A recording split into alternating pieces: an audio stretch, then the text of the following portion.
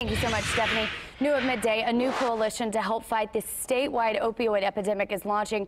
It's called the Prescription Abuse Leadership Initiative. Officials from the Indiana Chamber, Drug Free Marion County, and the Indiana Sheriff's Association came together this morning for the announcement. The goal is to provide new resources and education to organizations and communities around the state of Indiana. Organizers say they hope to get this through grants.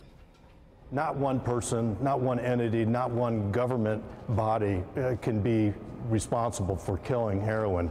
And the opioid crisis is enormous. It affects everyone. It's going to take every community volunteer, every community leader, every government entity, every community business, every retail outlet. Everyone has to be a part of this.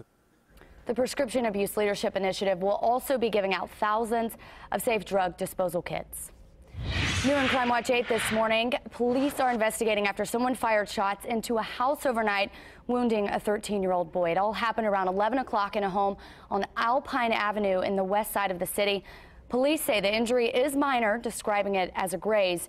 No one else was in the home and hurt. Now, anyone with information, of course, is asked to call Crime Stoppers.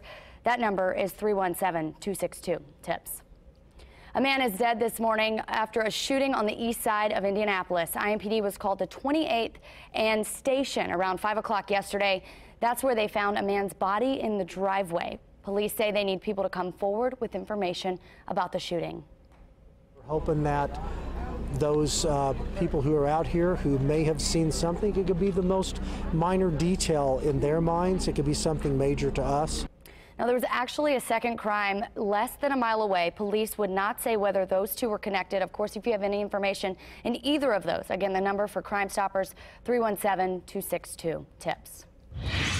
Developing this morning, the trial for President Trump's former campaign manager, Paul Manafort, has been pushed back 1 week. Manafort and his attorneys told a judge yesterday they need more time to look over the more than 120,000 pages of documents taken from Manafort's former business partner, Rick Gates. Gates is expected to be a key witness in the Manafort trial. Both men were charged after the investigation by special counsel Robert Mueller found evidence of a money laundering scheme. Manafort's trial was scheduled to begin tomorrow. It's now set for July 31st. In more local news now, it may be 2 years before the man accused of killing a Boone County deputy goes to trial. Anthony Baumgart is charged with murdering Deputy Jacob Pickett. Baumgart's trial is now set for August of 2020. The Boone County prosecutor has said he will seek the death penalty. On the other side of that, attorneys for Baumgart are asking the judge to move the trial to somewhere other than Boone County. This morning, we've learned nearly every public school in the district in Indiana has requested handheld metal detectors from the state.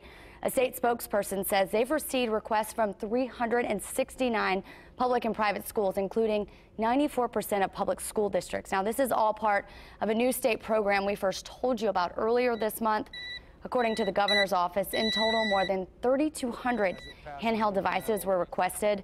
State leaders estimate the program cost will be nearly $550,000. It'll be funded through the Indiana Department of Administration, and those devices are expected to be delivered by mid-August. Still ahead, a new study revealing in mice that the type of stress you live through could actually